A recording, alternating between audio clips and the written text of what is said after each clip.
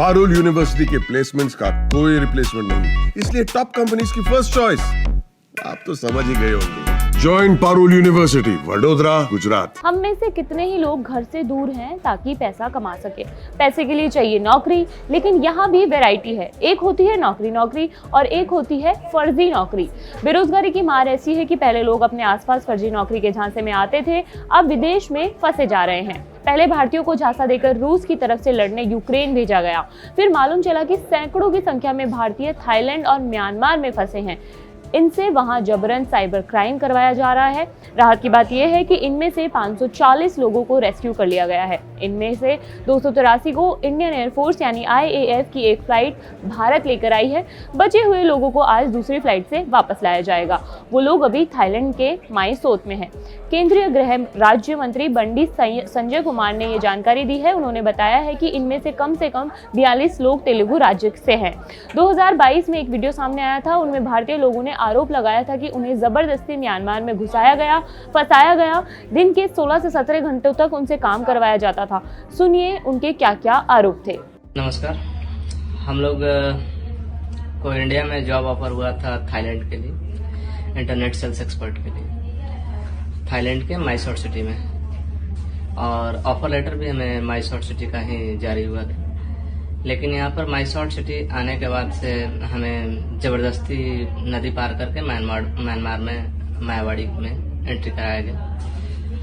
और हम आज 45 दिन से यहाँ पर फंसे हुए हैं। बार बार निकलने की कोशिश कर रहे हैं, सबसे संपर्क किया जा रहा है, लेकिन कोई प्रत्युत्तर उसका नहीं आ रहा है हमारे पास। यहाँ पर हमें यहाँ से छोड़ने के एवज में भी मोटी रकम की डिमांड की गई है, 6 से 7 लाख की।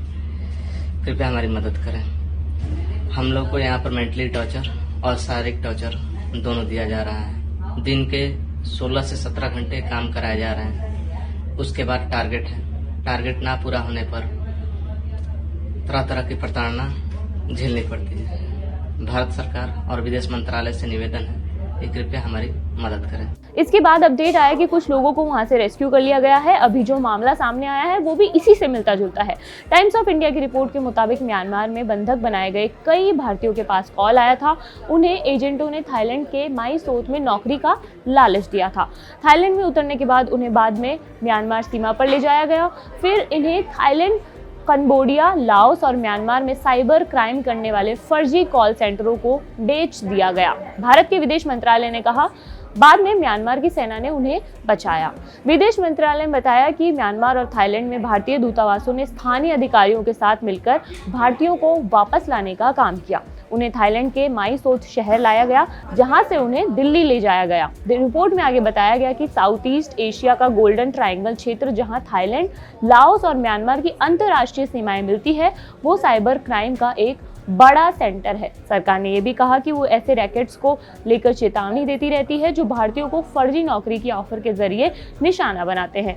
इसने लोगों को सलाह दी है कि वे ऐसी कोई भी नौकरी का ऑफर स्वीकार करने से पहले विदेश में भारतीय मिशनों, भर्ती एजेंटों और कंपनियों के माध्यम से विदेशी नियुक्तियों की पुष्टि कर लें। आपको बता दें कि पिछले साल दिसंबर में हैदराबाद से एक एजेंट को गिरफ्तार किया गया था, जिस पर कई युवा भारतीयों को ऐसे अपराध में फंसाने का आरोप था। एजेंट का नाम था हैदर उर्फ जैदी।